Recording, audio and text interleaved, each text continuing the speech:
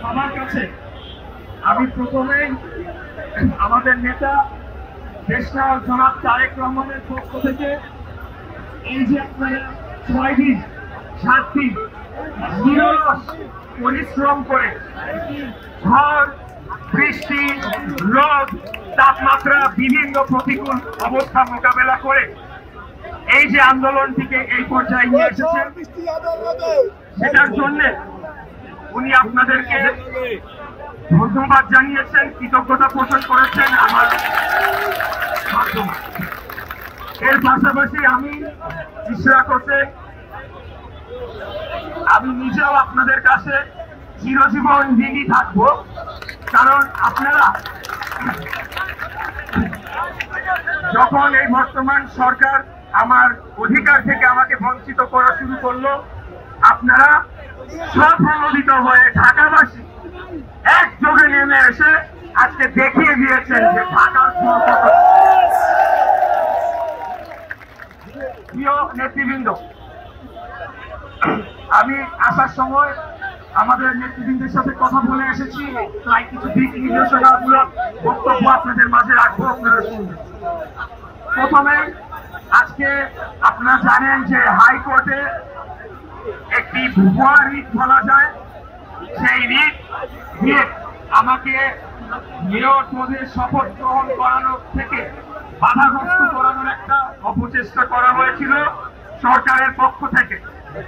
এই বিষয়ে আমাদের দলের মত যে সবশেষে গিয়ে আইনের শাসনের বিজয় হয়েছে, আইনের শাসন প্রতিষ্ঠা হয়েছে, এবং যেহেতু আমরা আইনের শাসনের প্রতি শ্রদ্ধাশীল, আমরা আশা রাখবো যে বর্তমান অন্তর্বর্তীকালীন সরকার আর একদিনও কালক্ষেপণ না করে অবিলম্বে আদালতের রায় বাস্তবায়ন করার মাধ্যমে তাদের আগামী দিনের এজেন্ডা সেটা জনগণের কাছে ফুটিয়ে তুলে ধরবে।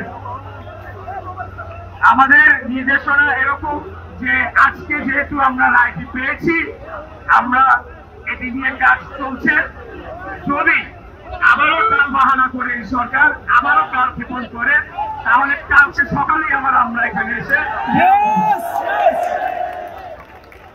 প্রিয় নেতৃবৃন্দ। দ্বিতীয় বিষয় হচ্ছে, আপনারা জানেন যে আমাদের এই কর্মসূচিগুলোর ফলে চরম জনভোগ সৃষ্টি হয় এবং জনগণ দুর্ভোগে পড়ে, রাস্তায় ঘন্টার পর ঘন্টা ট্রাফিকে তারা আটকিয়ে থাকে এবং নাগরিক বিভিন্ন সেবা থেকে তারা বঞ্চিত হয়। এই যে ঘটনাটি ঘটে, সেটার জন্য আমাদের নেতা এবং আমরা দুজনেই ঢাকার সাধারণ জনগণের কাছে আমরা আন্তরিকভাবে ক্ষমা প্রার্থনা করছি। পাশাপাশি এটাও বলে দিতে চাই যে শুরুতেই তো এটা আমাদের পরিকল্পনার অংশ ছিল না। বর্তমান সরকার তারা আমাদেরকে অধিকার বঞ্চিত করতে গিয়ে এমন পর্যায়ে নিয়ে যায় যখন আমরা বাধ্য হয়ে এই ধরনের কর্মসূচিতে আসার জন্য আমরা সিদ্ধান্ত নেই। এখন গতকাল আমি একটা কথা বলেছিলাম, যেটি হচ্ছে যে বর্তমান সরকারের ভেতরে যে 2 জন ছাত্র প্রতিনিধি রয়েছেন, যারা একটি নতুন রাজনৈতিক দলের সরাসরি সমর্থক এবং সংগঠক হিসেবেই কাজ করছেন, তাদের পদত্যাগ না হওয়া পর্যন্ত এই আন্দোলন শেষ হবে না, এই ঘোষণা আমি দিয়েছি। আমি আমার সেই ঘোষণাকে পুনর্ব্যক্ত করতে চাই, তাদের পদত্যাগ না হওয়া পর্যন্ত তবে আজকে হাইকোর্টের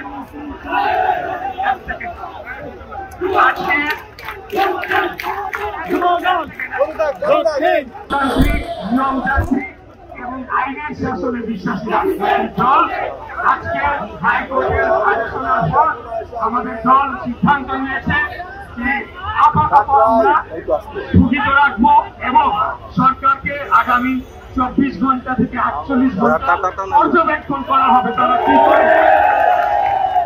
ওই পরিপ্রেক্ষিতে তাদের কর্মকাণ্ড সেটার উপর ভিত্তি করে পরবর্তী কার্যক্রম নির্দেশনা আসবে এবং দেওয়া হবে। এখন এখানে একটা জিনিস স্পষ্ট বলতে চাই যে রায়ের বিষয়ে, শপথের বিষয়ে আলাদা অংশ, আর এটা হয়ে যাওয়া মানে প্রথম যে দাবিটি করেছিলাম যে ছাত্র প্রতিনিধি সহ অন্যান্য প্রতিনিধিদের পদত্যাগ করতে হবে, সেটা কিন্তু পরিবর্তন হবে না। সেই দাবির জায়গায় থাকবে।